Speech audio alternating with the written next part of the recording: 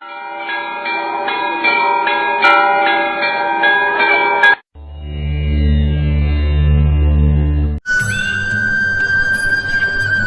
रोज देवी सीता महल में अपने कक्ष में बैठी हुई थी। देखने से ही वो काफी उदास लग रही थी। उनका मुरझाया हुआ चेहरा देख भगवान राम ने कहा, क्या हुआ देवी, आप इतनी उदास क्यों हैं?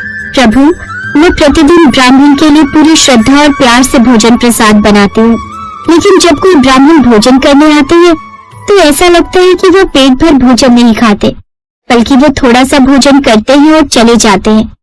कोई ढंग से भोजन ग्रहण नहीं करते।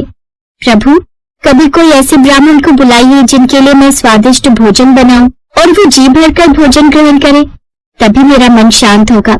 दरअसल इतने सालों तक वनवास के दौरान माता सीता ब्राह्मणों के सानिध्य में रही थी, जिसकी वजह से ब्राह्मणों के लिए उनके मन में श्रद्धा और भी ज्यादा बढ़ गई थी। वो प्रतिदिन अपने हाथों से ब्राह्मणों के लिए भोजन बनाती थी और पूरी श्रद्धा के साथ किसी न किसी ब्राह्मण को भोजन कराते थे, और आज भी उनका मन यही सब सोचकर उदास था। सोच लीजिए देवी, कहीं ऐसा न हो कि कोई ऐसा ब्राह्मण आ जाए या भोजन बनाते बनाते ही थक जाए। अभी तक आपका असली ब्राह्मण से सामना नहीं हुआ है। ऐसा न कहिए प्रभु, भला कोई ब्राह्मण कितना ही खा लेगा। और भूलिए मत स्वामी, जब हमारा विवाह हुआ था तो कितने सारे ऋषि मुनि वहाँ पधारे थे। 12,000 से भी ज्यादा राजा पहले से वहाँ मौजूद थे, और फिर सम्राट दशरथ अपने अधीन सभी राजाओं के साथ बारात लेकर आए थे। बड़ी बड़ी सेनाएं आई। ऐसे हालात में मेरे पिताजी चिंतित थे कि सब कुछ कैसे शांतिपूर्वक संपन्न होगा, परंतु मैंने ही सारे कार्य की जिम्मेदारी ली। किसी को भी किसी चीज की कोई कमी नहीं हुई, इसीलिए तो मेरे पिताश्री ने मेरा नाम अन्नपूर्णा रखा है। ये सब सुनकर प्रभु राम मन ही मन सोचने लगे। ऐसा प्रतीत होता है देवी सीता के अंदर अहंकार ने घर कर लिया है। ये तो बिल्कुल भी अच्छी बात नहीं है। तब उन्होंने कहा, ठीक है सीते, मैं किसी ब्राह्मण को बुलाता हूँ जिसे आप जी भर के भोजन करा सकें। इसके पश्चात भगवान श्री राम ध्यान लगाते हैं और अगस्त मुनि के ध्यान में पहुंच जाते हैं। ये वही अगस्त मुनि हैं जिन्होंने मात्र 3 अंजलि में पूरे समुद्र को पी लिया था। ध्यान में ही वह श्री राम से बात करते हैं और पूछते हैं, आज्ञा कीजिए प्रभु, आपके सेवक के लिए। फिर वो उन्हें सारी बात बताते हैं। दूसरे दिन अगस्त मुनि अयोध्या भगवान श्री राम के दरबार में पधारे। माता सीता ने उनका प्रसन्नता पूर्वक स्वागत किया, उन्हें प्रणाम किया और उनके चरण धोकर उनसे आशीर्वाद लिया। तब भगवान श्री राम ने कहा, हे ऋषिवर, मेरी इच्छा है कि आप आज यहाँ पर भोजन ग्रहण करें। इच्छा तो भोजन करने की अभी नहीं है, लेकिन आप आग्रह करते हैं तो थोड़ा बहुत कुछ खा लूंगा। ऋषिवर, मैं चाहती हूँ कि मैं अपने हाथों से भोजन बनाकर आपको परोसूं और आपकी हर इच्छा पूरी करूँ। मैं आपकी इच्छा का सम्मान करता हूँ, आप भोजन बनाइए, मैं अवश्य खाऊंगा। ये सब सुनकर माता सीता काफी खुश हो गई और उन्होंने भोजन बनाने की शुरुआत कर दी। रसोई घर के द्वार पर ही अगस्त मुनि के लिए आसन लगाया गया। सोने की थाली सजाई गई, उसमें 56 प्रकार के व्यंजन सजाए गए। छोटी छोटी कटोरियों में अलग अलग तरह के व्यंजन सजे थे। थाली के बीच में पूरियां रखी गई। अगस्त मुनि ने थाली को देखा और फिर तिरछी नजर से श्री राम को देखा। तब श्री राम ने इशारे में ही उनसे भोजन प्रारंभ करने को कहा। महाराज, आप भोजन करना प्रारंभ करें। ये सुनकर अगस्त जी थाली की ओर देखकर मुस्कुराने लगते हैं। तभी माता सीता उनसे कहती हैं, हे ऋषिवर, आप भोजन प्रारंभ क्यों नहीं कर रहे? मुझसे कोई भूल हो गई क्या? देवी, अगर भोजन कराना है तो ढंग से कराइए, नहीं तो रहने दीजिए। आपकी इस नाराजगी का कारण क्या है ऋषिवर? मुझे भोजन से मेरा क्या भला होगा? ये बात सुनकर माता सीता की खुशी का ठिकाना नहीं था। वो बोली, महाराज, आप भोजन प्रारंभ कीजिए, मैं बनाती हूँ। यह तो मेरे लिए बहुत प्रसन्नता की बात है। फिर दिन के 12 बजे अगस्त ऋषि ने भोजन करना प्रारंभ किया था और शाम के 7 बज गए, लेकिन उन्हें अब तक डकार भी नहीं आ रही थी। भाई, ब्राह्मण देवता का खाना तो रुकने का नाम ही नहीं ले रहा। जानकी जी ने कई बार आटा गूंथ लिया। जब सायकाल हो गई तो माता सीता ने अगस्त ऋषि से पूछा, ऋषिवर, कुछ और लाऊं? अगस्त मुनि ने जवाब दिया, अभी तो ठीक ढंग से शुरुआत भी नहीं हुई है देवी, आप अभी से पूछने लगे। नहीं ऋषिवर, ऐसी कोई बात नहीं है, आप प्रेम से भोजन ग्रहण कीजिए, मैं अभी लाती हूँ। तब तब माता सीता ने गणेश जी की दोनों पत्नियों रिद्धि और सिद्धि को याद किया। दोनों देवी माता के बुलाने पर हाजिर हो गई और बोली, आगे पूछिए माता, आपने हमें कैसे याद किया? रिद्धि सिद्धि, महाराज अगस्त मुनि भोजन कर रहे हैं। चाहे कुछ भी हो जाए, कितने घंटे कितने दिन हो जाए, लेकिन वो बिना पेट भरे वहाँ से उठने नहीं चाहिए। जो आज्ञा माता। सैनिकों, सारे भंडार खोल दो, किसी भी चीज की कोई कमी नहीं होनी चाहिए। इधर अगस्त मुनि बड़े प्रेम से भोजन करते जा रहे थे। इस तरह 5 दिन और 5 रात्रि व्यतीत हो गए, लेकिन उन्होंने डकार तक नहीं लिया। दिन रात भोजन बनाते बनाते अब रिद्धि सिद्धि भी परेशान हो गई। तब माता सीता ने भगवान गणेश का आह्वान किया, हे गणपति जी, हमें आपकी सहायता की काफी जरूरत है। तभी गणेश जी वहाँ प्रकट हुए। आज्ञा कीजिए महाराज। सीता जी ने उन्हें सारी बात बताई। तब गणेश जी हलवाई बनकर आ गए और बोले, अब मैं देखता हूँ ऋषि अगस्त मुनि का पेट कैसे नहीं भरता, तो वो मुझसे भी बड़े पेटू हैं। अब सब मिलकर भोजन पकाने में लगे थे। इधर ऋषि अगस्त का पेट भरने का नाम ही नहीं ले रहा था। तब गणेश जी भी परेशान होने लगे, लेकिन महात्मा को डकार तक नहीं आ रही थी। 20 दिन पूरे हो गए, बिना रुके भोजन चलता जा रहा था। लगता है इस थाली से इनका कुछ नहीं होगा। सीता माता अगस्त मुनि के पास आई और सोने की थाली हटाकर बड़ी सी परात रख दी। लेकिन अगस्त जी अभी भी भोजन किए जा रहे थे। अगस्त जी के चेहरे पर कोई शिकन तक नहीं थी। अगर ऐसे ही चलता रहा तो क्या होगा?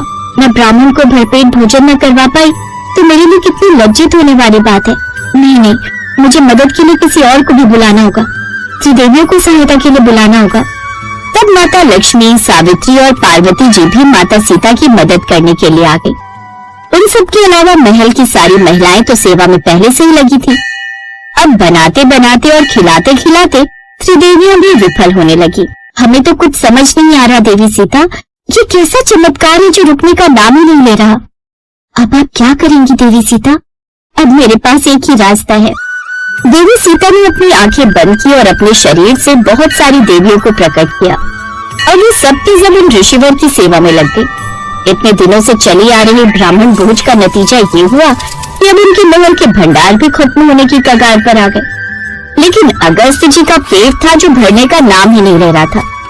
तब माता सीता ने देवियों से कहा, आप सभी जल्दी करें, ऋषि अगस्त का थाल लगभग खाली होने वाला है। वो किसी भी सूरत में निराश नहीं होने चाहिए। अब भोजन का 16वां दिन चलने लगा। अब जानकी जी आई और बोली, प्रणाम ऋषिवर। भाग्यवती रहें देवी। देवी हमें माफ कीजिए, अभी मैं आपसे कोई बात नहीं कर सकता क्योंकि अभी मैं भोजन में व्यस्त। मैं तो बस इतना कहने आई हूँ कि जब आधा भोजन हो जाए तो पानी भी पी लेना चाहिए। मत करो बेटी, जब आधा भोजन हो जाएगा तो पानी भी पी लूंगा। हे भगवान, ये कैसे महात्मा है?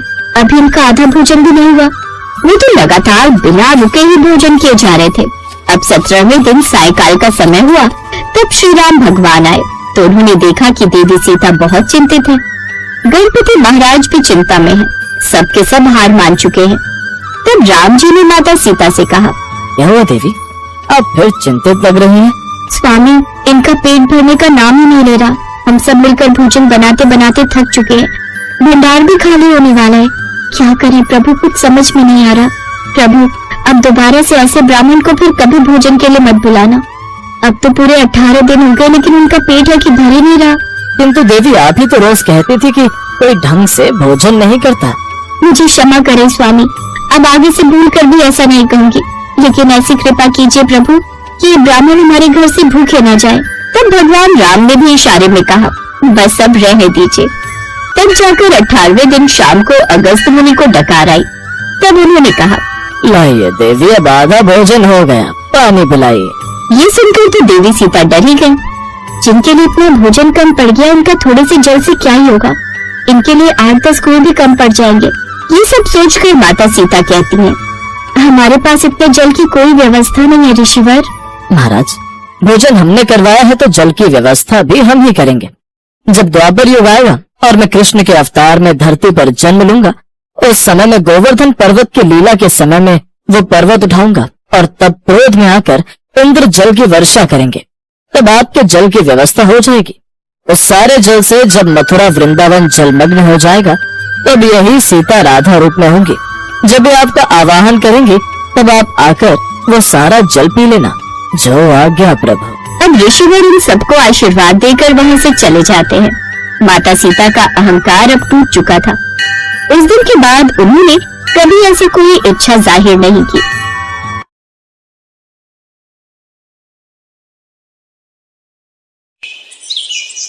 रामायण की कहानी में सिर्फ श्री राम की सीता से विवाह, वनवास और रावण से युद्ध की कहानी ही नहीं है। इस कहानी के पीछे भी कई कहानियां छिपी हुई हैं, जो मन में उठ रही कई प्रश्नों के उत्तर देती हैं। हम सभी जानते हैं कि रावण को मारने के बाद श्री राम सीता माता को लेकर वापस अयोध्या आए थे, लेकिन एक धोबी के कहने पर उन्होंने माँ सीता को अपनी चौखट से बाहर निकाल दिया था। हम सभी के मन में सवाल आता है कि दूसरों के साथ न्याय करने वाले मर्यादा पुरुषोत्तम राम ने अपनी ही पत्नी के साथ ऐसा अन्याय क्यों किया था। सीता माता को वन में अपनी गर्भावस्था का समय व्यतीत करना पड़ा था और फिर उनके 2 पुत्र लव कुश हुए थे। महल में राज करने वाली सीता माता ने 14 वर्ष के वनवास के बाद भी महल का सुख नहीं भोगा। इसके पीछे की कहानी है उन्हें मिले एक श्राप की। ये बात तब की है जब सीता माता अपनी बाल्यावस्था में थी। एक दिन वो अपनी सहेलियों के साथ बगीचे में खेल रही थी।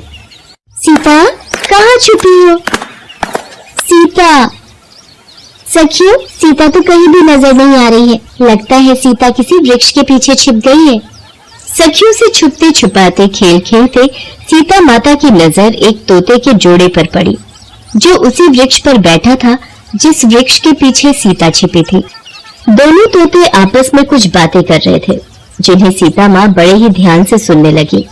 मादा तोते ने नर तोते से कहा, एक दिन इस संसार में राम नाम का एक बड़ा ही प्रतापी राजा होगा और उसका विवाह बहुत ही खूबसूरत राजकुमारी सीता से होगा।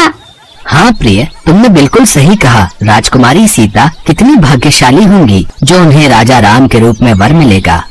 ये दोनों तो मेरे ही विषय में वार्तालाप कर रहे हैं, मुझे इन्हें पकड़ना होगा। अपना नाम सुनते ही सीता ने दोनों तोतों को पकड़ लिया और अपने साथ राजमहल में ले आई। उन्हें अपने बारे में जानने में और दिलचस्पी हुई। हमें छोड़ दो, हमें मत पकड़ो। हमें जाने दो। डरो नहीं, मैंने तुम दोनों की बातें सुन ली थी। तुम दोनों जिस विषय में बात कर रहे थे उसके बारे में तुम्हें कहाँ पता चला? हम महर्षि वाल्मीकि के आश्रम में रहते हैं। हमने वो सारी बातें महर्षि वाल्मीकि के मुख से सुनी है। जब वो अपने शिष्यों को ये बता रहे थे तब हम वहीं थे। जिस राजा जनक की पुत्री सीता के बारे में तुम लोग बात कर रहे हो वो मैं ही हूँ। मुझे राजा राम के बारे में और बातें जाननी है। तुम दोनों मेरे साथ राजमहल में रहो। मुझे इस बारे में और बातें बताना और तुम्हें यहाँ सारी सुख सुविधा मिल जाएगी। राजकुमारी सीता की बात सुनकर दोनों तोते घबरा गए। हम गगन पक्षी हैं, पिंजरे में बंद होकर हम जीवित नहीं रह पाएंगे। हमें आजाद कर दीजिए। जब तक मेरा विवाह राम से नहीं हो जाता तुम्हें यहीं रहना होगा। अच्छा ठीक है, मैं तुम्हें आजाद कर देती हूँ, पर ये मेरे साथ रहेगी। मैं गर्भवती हूँ और अपने पति से वियोग नहीं सह सकती। मुझे भी जाने दो। नहीं, मैं तुम्हें नहीं छोड़ूंगी, तुम मेरे पास ही रहोगी। सीता का बालक मन ये बातें नहीं समझ सका और वो जिद पर आ गई कि जब तक राम से उनका विवाह नहीं होगा वो उसे नहीं छोड़ेंगी। इसके बाद मादा तोता दुखी हो गई और क्रोध में उसने सीता माता को श्राप दे दिया। राजकुमारी सीता, मैं तुझे श्राप देती हूँ कि जिस तरह तूने मुझे गर्भावस्था के दौरान मेरे पति से अलग किया है, वैसे ही अपनी गर्भावस्था के दौरान तुझे भी पति वियोग सहना पड़ेगा।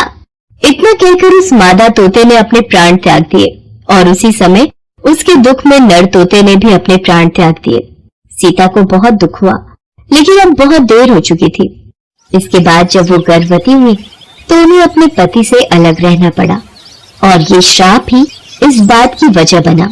कहते हैं कि जिस धोबी के कहने पर श्री राम को अपनी पत्नी को छोड़ना पड़ा, वो पिछले जन्म में वही तोता था जिसने सीता माता को श्राप दिया था। इस प्रकार की रोचक कहानियों को सुनने के लिए हमारे इस चैनल को लाइक, शेयर और सब्सक्राइब करें और हाँ, बेल आइकन जरूर दबाएं ताकि रोचक कहानियों का नोटिफिकेशन सबसे पहले आप तक पहुँचे। नमस्कार।